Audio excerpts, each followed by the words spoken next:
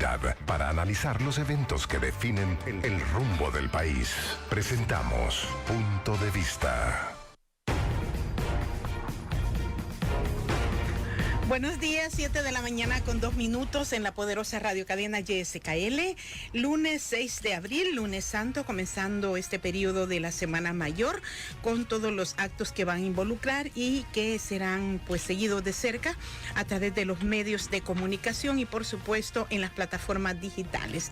En la cabina azul, esta mañana de lunes, doy la bienvenida al presidente del Colegio Médico, el doctor Milton Brizuela. Buenos días, doctor.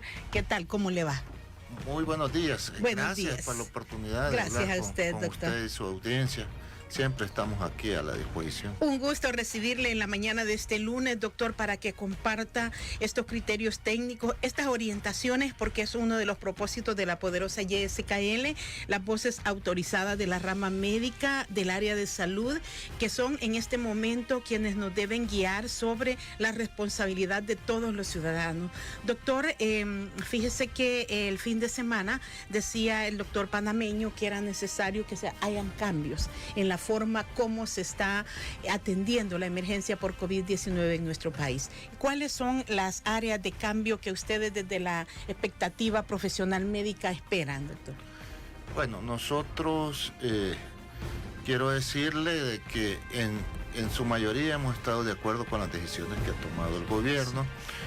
Consideramos que han sido acertadas en cuanto al momento en que se tomaron y eso ha contribuido a que el país, la diseminación del virus no entre de una forma desordenada, porque era algo que no estaba a nuestro alcance evitar que viniera el virus, ¿verdad? Es algo que era inevitable. Lo que no estábamos de acuerdo y que lo externamos en su momento es la forma en que se implementaron algunas medidas que ha hecho el gobierno. Uno de los que más nosotros criticamos fue la forma en que se puso en cuarentena controlada a las personas que llegaban tanto por vía aérea como por vía terrestre, porque al inicio no se realizó una segmentación adecuada de estas personas de acuerdo al lugar de origen, de acuerdo a los factores de riesgo que tenían cada una. Entonces eso consideramos que pudo haber generado posibilidad de contaminación dentro de estos sitios de resguardo. Entonces creo que lo que tiene que corregir también en este momento es eso. Tenemos un poco más de 4,000 personas en estos sitios de resguardo y hay más de 3,000 personas fuera del país que quieren llegar. También. Entonces tendríamos que ver cómo empezamos a evacuar estos lugares de las personas que tienen ya mucho más tiempo de estar en cuarentena y quienes ya tienen 24, 25 días. Entonces hay quienes ya están, porque creo que el 8 o el 9 de abril cumplían los 30 días de cuarentena. Entonces tendríamos que certificar a todos ellos a través de pruebas de que no tengan la enfermedad para ir viendo cómo los mandamos a su casa. ¿Cómo se administra? Es algo que ya empezó Sí, anoche anunció el ministro Francisco Laví que 81 personas habían salido de uno de los centros de cuarentena allá en La Unión. ¿Cómo se administra, doctor, esta etapa post-cuarentena? Como le decíamos, tendríamos que certificar a través de pruebas de que esas personas salen sanas ¿verdad? Esto lo garantizan las pruebas clínicas que se les practica. Las pruebas clínicas y el PCR, o sea, hacerle la prueba para ver si es negativo a COVID-19 y en base a eso darles salida para su hogar con ciertas precauciones, ¿verdad? No es a salir a andar como resto. Bueno, en este momento todo el país está en una cuarentena domiciliar, la cual en su mayoría estamos cumpliendo, aunque desgraciadamente por una medida que el gobierno consideramos necesaria también, no estamos en contra de ella, pero fuimos críticos del mecanismo porque estando en cuarentena domiciliar, las personas que se les ha dado el bono de $300 o los que necesitan ese bono salieron a la calle y todavía están saliendo. Cumpliendo los protocolos, doctor. Y como que también el haber dicho de parte de las autoridades que eso era un hecho aislado y que no iba a generar riesgo, ha dado la impresión, y yo he visto más gente saliendo a la calle después de eso, pues, o sea, la gente como que ya hubo la percepción de que no va a pasar nada, ¿verdad? Sí. Y estamos en una situación, en un momento difícil, porque ya el virus anda circulando en la comunidad. Eso le va a preguntar, doctor. Con base a todos los conocimientos científicos que tienen ustedes, ¿qué podemos decir? ¿Está circulando o no el virus en las calles del país, doctor? Bueno, ya tenemos casos locales. Entonces, eso nos hace ya aterrizar que el virus ya está circulando. Entonces, ¿Y por circula eso solo en los departamentos donde se han focalizado los casos, doctor? ¿O cómo es la propagación de esta circulación? Mire, como el que transporta el virus no es el aire, sino es el ser humano. Y nosotros en El Salvador tenemos una movilidad de las personas bastante grande, pues, o sea, la mayoría que vienen a El Salvador, por ejemplo, son personas, ahorita, aunque estén autorizadas para trabajar, son personas que vienen de diferentes departamentos, municipios, y cualquiera de ellos, si es un portador asintomático, o sea, que tiene el virus y no está enfermo, cualquiera de ellos lo puede estar transportando a cualquier lugar. Entonces, por eso nosotros decíamos, ya es momento que se hagan muchas más pruebas.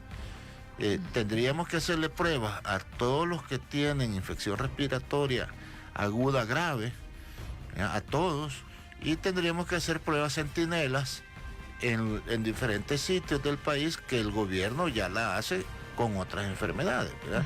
La hace para influenza, la hace para virus respiratorio sincitial, la hace para todos esos, hacen pruebas centinelas para ir evaluando cuáles los virus que andan circulando y el porcentaje de estos virus que está afectando a la población. Entonces, tendríamos que incluir en esas pruebas centinelas unas pruebas, el PCR para coronavirus, para esa es específica, asegurar. ¿verdad? Para Sí, coronavirus. Es específica. Y cuando se habla, por ejemplo, de incrementar el número de pruebas, también el PCR se debe incrementar, doctor. Es la prueba Es que, la prueba digamos, que la deben de estándar. hacerse. Es la estándar, aunque allá ahora han surgido pruebas rápidas que no sabemos si el país las va a tener a la mano. Entendemos y creemos que ya un número cerca de 1,000 pruebas diarias ya nos puede dar un mejor panorama de la situación del país. Muchas personas nos dicen, mire, ¿y para qué necesitan las pruebas? Es indispensable, porque nosotros, cuando se identifican casos en las comunidades, se tienen que hacer contenciones epidemiológicas, tanto familiares como comunitarias, pues, pero estas se pueden ir haciendo ya localizadas de acuerdo a donde encontremos los casos. ¿Esto será a futuro, doctor? ¿O Esto fue lo que tuvimos en Metapán, por ejemplo? Fue lo que tuvimos en Metapán, pero nunca nos explicaron los pormenores de qué es lo que encontraron, si era necesario darle más tiempo o no. Entonces, todo eso lo desconocemos porque realmente ha existido algún vacío de información de parte de las autoridades, y ese es otro reclamo que nosotros hemos tenido y que creemos que es necesario que la comunicación sea más fluida, que sea una comunicación de parte de las autoridades con la idea no de alarmar, sino de educar a la población. O sea, la población tiene que estar clara. Esta es una enfermedad que en su mayoría no representa mayor riesgo de muerte, porque el 80% de la población, del 100% que la padecen, el 80% tiene o no tiene síntomas o tiene síntomas como una gripe normal. ¿Y de los que llegan a la etapa grave o crítica, doctor? Entonces queda un 15% que tiene una enfermedad moderada y un 5% que tiene una enfermedad crítica que necesita soporte en cuidados intensivos. Eso es la forma en que se ha distribuido casi en todos los países donde se ha dado. En algún grupo poblacional puede ser que este porcentaje cambie, ¿no? Porque sí, en las personas mayores o en las personas con factores de riesgo, con otras enfermedades, puede ser que el porcentaje de enfermedad grave sea mayor. Entonces, pero eso no significa que las personas se deben de confiar, ¿verdad? Porque en nuestro país la mayoría tenemos tanto niños en nuestra casa como adultos mayores. Entonces, si nosotros nos confiamos, puede ser que a nosotros no nos dé una enfermedad muy grave, pero se la podemos llevar a nuestro padre, a nuestro abuelo, y a él sí le va a dar una enfermedad grave que probablemente vaya a fallecer. Sí, e incluso ha habido en distintos países, creo que en Guatemala, un fallecido que era una niña creo que de 10 años, doctor. Sí. Esto nos demuestra que la importancia de esta cuarentena domiciliar. Sí, o sea, el llamado a que se cumpla, el llamado que hacemos todo el mundo, que se queden en casa, que una vez las autoridades vayan viendo cómo se desarrolla esta pandemia dentro de nuestro país, pues van a ir dando las indicaciones, y la obligación de los ciudadanos responsables es que las cumplamos. Sí. Vean, nosotros de verdad tenemos un sistema de salud muy precario. O sea, yo les decía, amigos, miren, cuídense, porque desgraciadamente nuestro sistema de salud no tiene capacidad para enfrentar muchas personas enfermas. Entonces, la oferta del gobierno de construir un hospital de 2.300 camas, según nos habían dicho, pues sí es una oferta, y es algo que, aunque se esté desarrollando, no lo tenemos listo. Y será hasta junio aproximadamente. Sí, bueno, eso es la meta que ellos se han planteado, ¿verdad? Esperamos que se cumpliera. Y nosotros, con equipos que no dependen, o sea, la adquisición de equipos no es también como que dependa tanto del gobierno, sino de un mercado de insumos médicos. Exacto, esa es una dificultad que tenemos. Y nosotros también hemos sido críticos en esa situación, ya que el gobierno se activó desde enero, dijo que se estaba preparando, y a la hora de ver la efectividad de esa preparación tenemos muy poco. Le pongo un ejemplo en algo tan sencillo, pero que nos afecta directamente a los profesionales de salud. No hay equipos suficientes, equipos de protección, insumos de protección para el personal de salud. Está en proceso de compra. Pero es una dificultad ya en este momento, porque en este momento, como es un problema global, es un problema mundial, los países productores que están con crisis de la enfermedad en su país han dejado de exportar y quedan su producción solo para uso local. Consumo. Entonces, para los países como los nuestros, que somos consumidores, que no producimos ese tipo de insumos, es cada vez más complejo comprarlo, y además se gasta más, pues, porque los precios suben. Entonces, si lo hubiéramos comprado en febrero, probablemente hubiera sido más fácil ya tenerlo en este momento. Muchos podrán decir, no se sabía si la enfermedad iba a llegar o no. Era una posibilidad bien grande, porque había una advertencia de la Organización Mundial de la Salud desde enero de que se prepararan todos los ministerios del mundo, todos los ministerios de salud del mundo. Entonces, nosotros en eso hemos sido críticos, y lo vamos a seguir siendo, porque a nuestros compañeros trabajadores de salud, tanto médicos como enfermeras, y todo el personal, porque ahí es personal administrativo que tiene contacto con la población, no los podemos estar exponiendo a que se enfermen. Yo eso es algo que creo que es importante dejárselo claro a la población, y no es que nos consideremos los profesionales de salud, nos consideramos, digamos, personas diferentes al resto y que tenemos que tener ciertos privilegios. Es algo que la persona debe de entender. Entre más profesionales de la salud se vayan enfermando, se va a ir disminuyendo la capacidad de reacción del gobierno a enfrentar esta pandemia. Doctor Brizuela, ¿y nos puede explicar esto de lo que justifica el ministro de Salud, Francisco Alaví, sobre los distintos niveles? Él dice que el tercer nivel es como el que requiere de todos estos equipos especiales. ¿Cuál debe ser el protocolo a aplicar de los profesionales de salud en contacto directo con el público? Sí. El nivel 3 es el nivel más crítico, que es el que va a atender en forma directa a los pacientes ya confirmados que están infectados.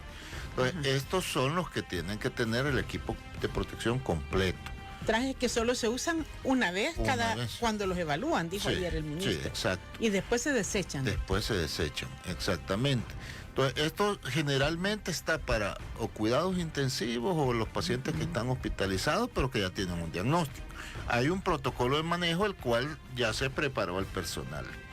Entonces, la preocupación que existe mayor es, por ejemplo, a los profesionales de salud que están donde todavía puede llegar una persona asintomática o con síntomas, pero pensar que es otra enfermedad. En los griparios, o sea, en todos los establecimientos de salud se ha apartado la zona donde llega la gente con procesos con infecciones respiratorias agudas. Entonces, en esos lugares hay temor de los profesionales porque les están proporcionando bien limitados los insumos. Les están dando, digamos, una mascarilla quirúrgica, la cual no sirve completamente para protegerse de esta enfermedad. Se las están dando y normalmente estas duran un promedio de 4 o 5 horas. Una mascarilla quirúrgica. Y les dan una para todo el día, para todo el turno, sí, digamos. Entonces, ese es uno de las quejas que estamos teniendo. Entonces, entendemos, porque hemos hablado con las autoridades, de que ya está el proceso de compras y que ya está el proceso de que van a venir ayer anunciaba que llegaron 600,000 mascarillas anunciadas. Sí, entendemos, pero después de todo lo que hemos visto, nosotros sí queremos ver ya la realidad que se le está entregando. Haya, acceso a los médicos. Ese, como usted dice, es cuando el personal de salud o médico está atendiendo a una persona sin síntomas o que puede tener otro. Ese es el nivel 1. Y el nivel 2 es, digamos, el profesional que tiene que atender, pero no en forma directa. O sea, como allí hay una diversidad de profesionales que participan. El nivel 2 ya usa mascarillas especiales, pero no usa todo el traje completo. Usa guantes, pero no usa todo el traje completo. Usa un gabachón quirúrgico. Entonces, estas personas, la diferencia es que pueden estar en áreas donde pueden estar ingresados, pero no hacen procedimientos directos a los enfermos. Pero sí requieren de los niveles de protección, por lo que usted dice, siempre están expuestos a un riesgo, expuestos a un riesgo. Comentarle de que la capacitación nosotros consideramos que tiene que ser permanente, porque al personal lo han capacitado, pero como son protocolos que no se usan todo el tiempo, se está expuesto a cometer pequeños errores, que esos pequeños errores pueden desencadenar en una infección. Y lo otro que nosotros también recomendamos es que debe de existir una supervisión de todos estos procesos en forma permanente y que sea estricta. La ventaja de la supervisión no es que va a ser un reporte, sino que puede corregir en el mismo momento. En el momento que va diciendo, que va haciendo, digamos, la colocación del traje o retirarse el traje, en ese momento, aquí por norma, se ha dicho que se tiene que hacer entre 2 personas y que se va leyendo o se va hablando la forma o qué es lo que se tiene que ir quitando entre los dos, y los dos se tienen que estar supervisando para que no existan errores. Sí, doctor, el número de pruebas, dice, ¿cómo se aplican las pruebas? ¿A las personas que ya están en los centros de contención? ¿A las personas que llegan a un establecimiento a consultar por problemas de vías respiratorias? Esta pregunta nos la va a responder, me dice Miguel, después de la primera pausa, aquí en la poderosa YSKL, con nosotros el presidente del Colegio Médico, el doctor Milton Brizuela, es un cirujano y hoy está presidiendo el Colegio Médico de El Salvador. No nos cambie, ya regresaremos. Le recordamos que nuestro programa llega a usted gracias a Cemento Regional. Es el super cemento de El Salvador y usted pues puede ya ir programando sus actividades después de esta emergencia para contar con Cemento Regional. Ofrece una mayor resistencia de rápido fraguado hecho bajo estricto control de calidad durante el proceso de elaboración. Así es que lo podrá encontrar el Super Cemento Regional en El Salvador. No nos cambie, ya regresaremos. En YSKL, 7 de la mañana con 27 minutos. Gracias a quienes se conectan también en el Facebook Live de la poderosa YSKL. Nuestra conversación de esta mañana en Punto de Vista con el doctor Milton Brizuela, médico cirujano y presidente del Colegio Médico de El Salvador. Le preguntaba, doctor, sobre qué significa incrementar el número de pruebas. Esto puede ser la base fundamental para un incremento del número de casos, doctor. ¿Cómo lo debemos asimilar los ciudadanos? Bueno, la verdad que la primera fase de la forma en que se enfrenta una pandemia o una epidemia en un país es la de contener e identificar en forma rápida a todos los casos, porque eso nos da el panorama de dónde tenemos que actuar. Entonces, no es algo que sea malo, pues, o sea, al contrario, entre más casos yo identifique, más capacidad voy a tener de hacer esa contención para que esto no se propague. Sí. Nosotros hemos evidenciado que con las decisiones que tomó el gobierno, la verdad que la mayoría de casos han estado contenidos en los centros de resguardo.